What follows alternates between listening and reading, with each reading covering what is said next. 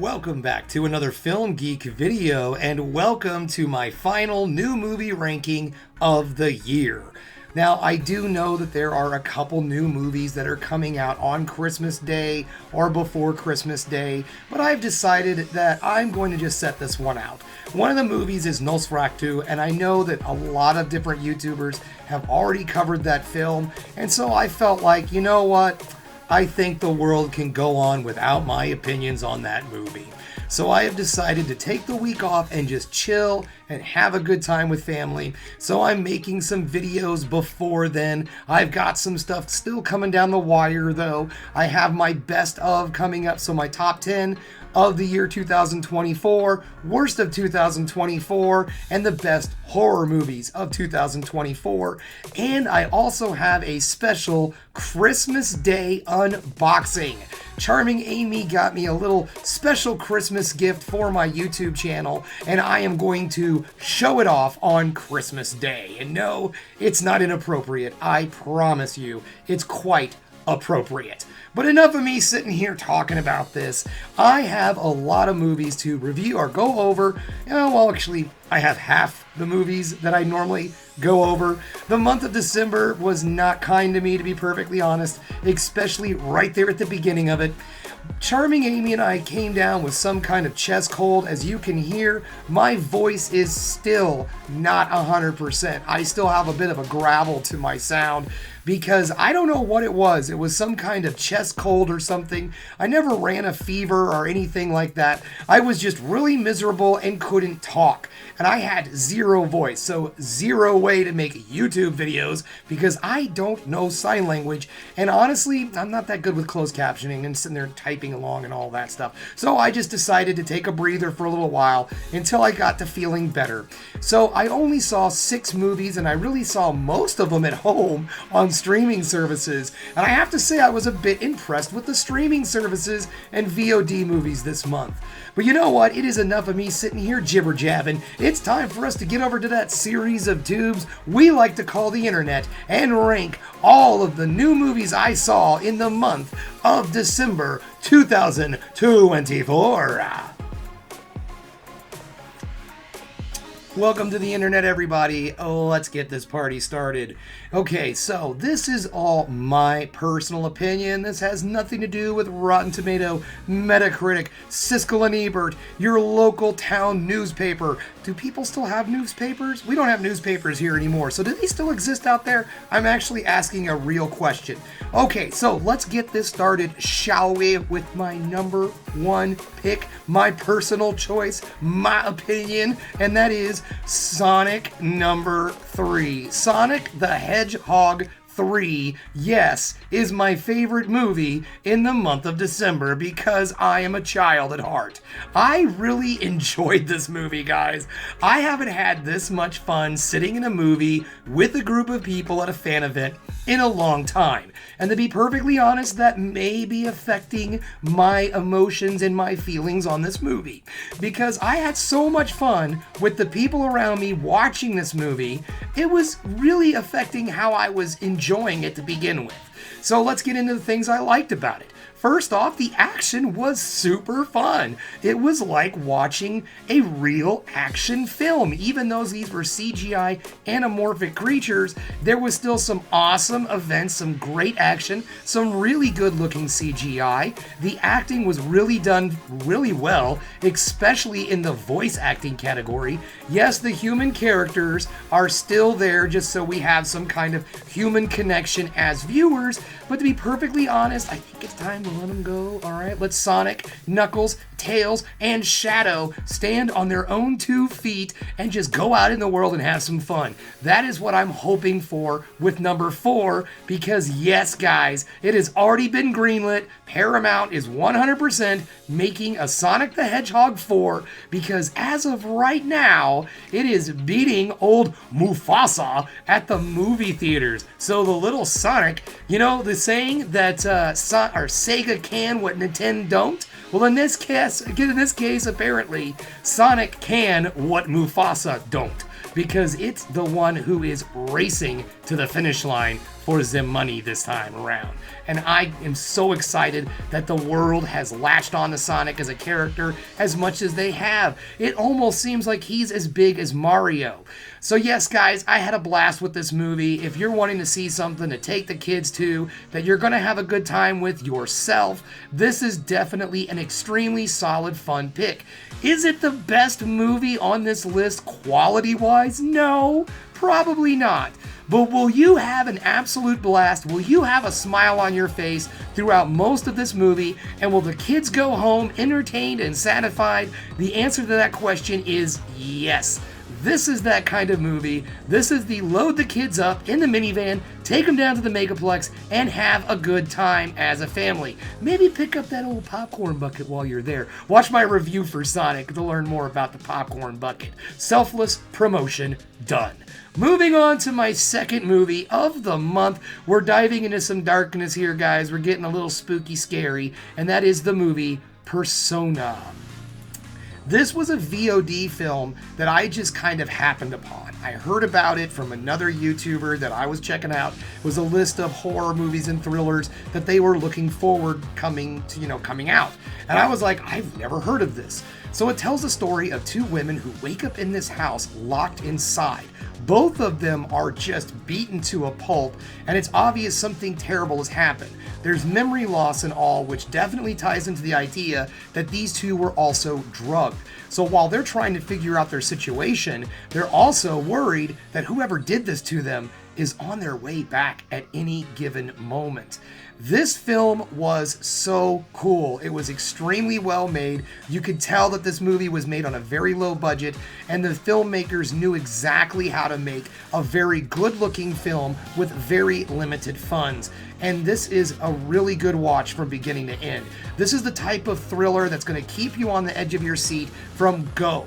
And then once you get to the moment where you got to know what's going on, they finally reveal it. They finally let you know what's going on. And it's a very, let's just say, it's a pretty good twist to this story once you finally get there. And for a movie that I caught on VOD for $4.99, $5.99, something like that, on Amazon Prime, this was definitely worth the ticket for admission. So if you're a fan of a real high tense suspense thriller, then this is definitely up your alley.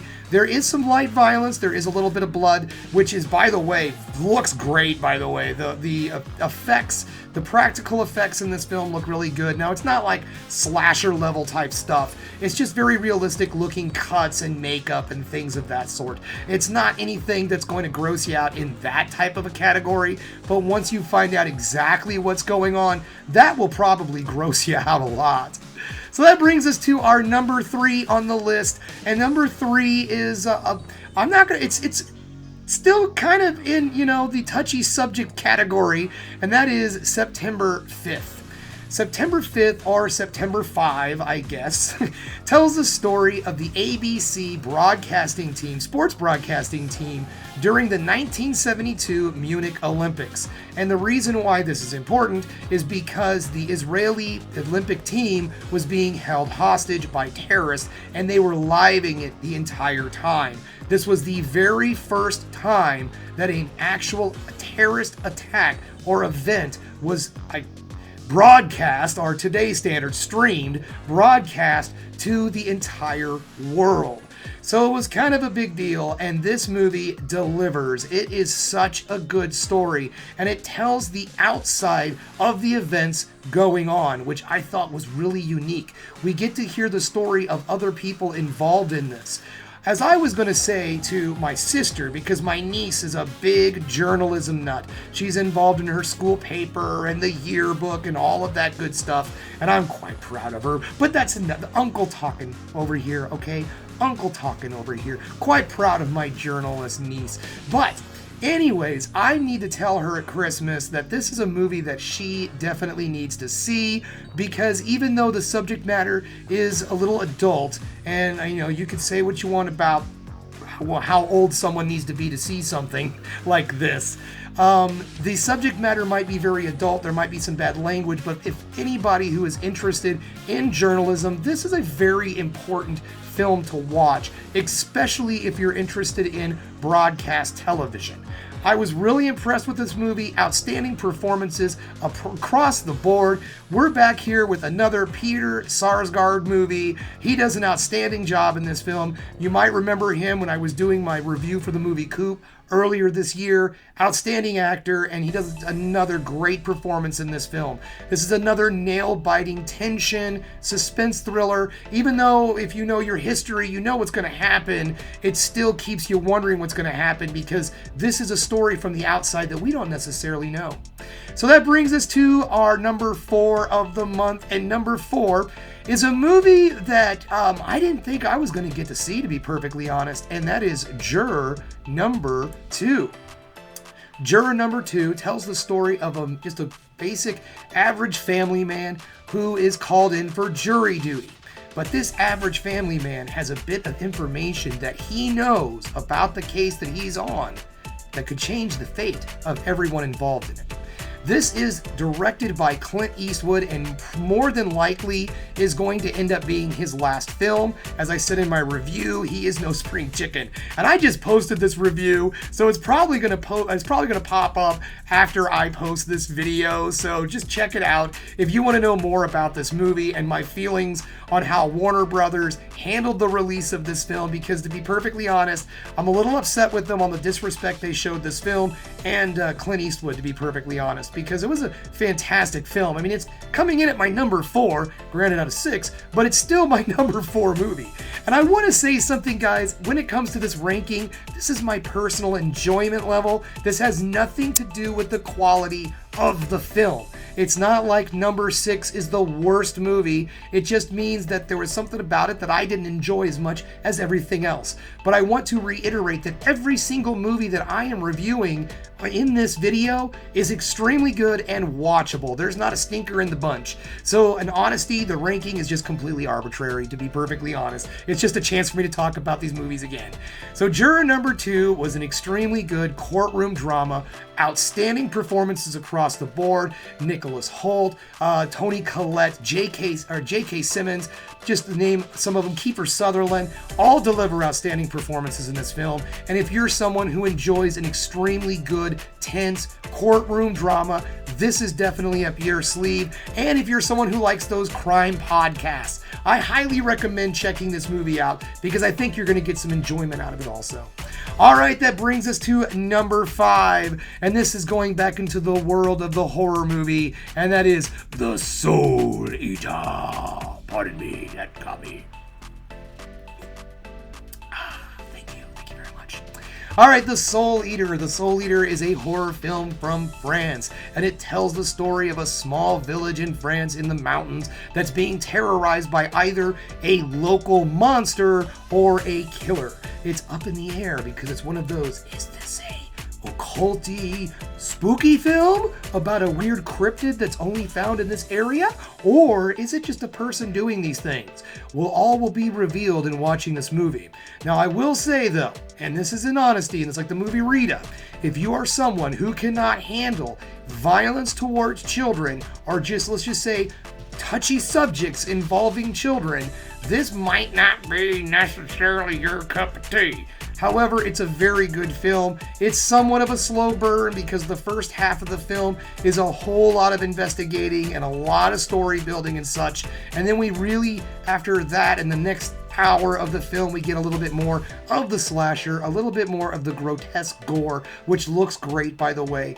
There are a lot. This one does have a lot of gore and violence. It's very realistic. It's very in your face and well done. It is gory. This film has some very ridiculously developed kills in it. Nothing to the point of something like In a Violent Nature or the whatever it's called, Terrorizer. I couldn't think of the name of the film.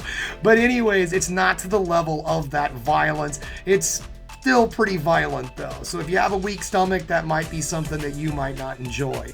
But all in all, I thought it was an excellent story, well-made film. It just took way too long getting to the good stuff, but it's still something that I feel deserves a watch. It's currently on VOD right now on Amazon Prime, to the best of my knowledge. I'm not sure if it's going to be coming to any streaming services or anything like that. It feels like a movie that might end up on Shudder at some point, but who knows, to be perfectly honest. Just keep your eyes open for The Soul Eater when it comes out. The Soul Eater, because there's like a gazillion other Soul Eater-ish movies. So that brings us to the last movie of the month, and again, this has nothing to do with it being a bad movie or anything like that, and that is the Netflix original Carry On. Carry On is it's a fun movie. Jason Bateman is in this film where he plays a guy who is trying to get some kind of luggage onto an airplane. So he's going through a TSA agent trying to get this guy to let this piece of luggage through. What's in that luggage? We don't know. He won't say. But he's keeping this TSA agent captive by, of course, blackmail and things of that sort.